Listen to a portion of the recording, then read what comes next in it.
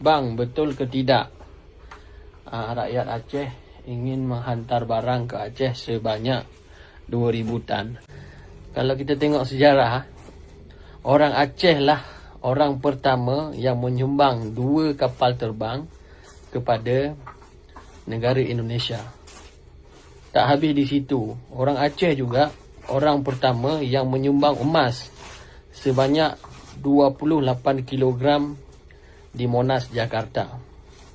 Dan orang Aceh juga yang ada tanah di Arab Saudi sampai sekarang dibina hotel, dan hasil daripada hotel tersebut diagih-agihkan kepada rakyat Aceh.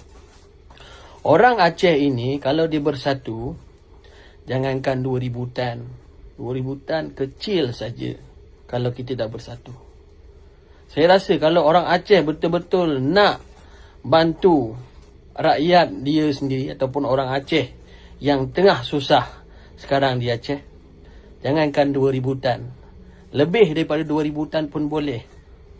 Kita tengok dulu, untuk Indonesia mampu disumbang 2 kapal terbang, mampu disumbang 28 kilo emas, jadi sejarah di Monas, Jakarta sekarang. Bahkan di Arab Saudi ada tanah orang Aceh. Ni jangankan untuk saudara sendiri. InsyaAllah misi 2,000 tan akan berjaya. Kita doakan. Ini adalah sumbangan semua masyarakat Aceh yang ada di Malaysia. Ni semua ada kat sini. Sini pun ada. Ini di office Sabina di Seremban.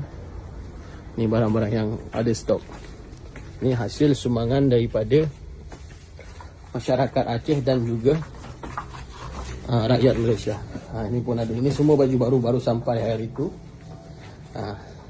Saya rasa 2,000 tan tu bukan satu masalah lah kalau kita ada niat untuk membantu. Okey, siap. Assalamualaikum warahmatullahi wabarakatuh. Terbaik anak datang.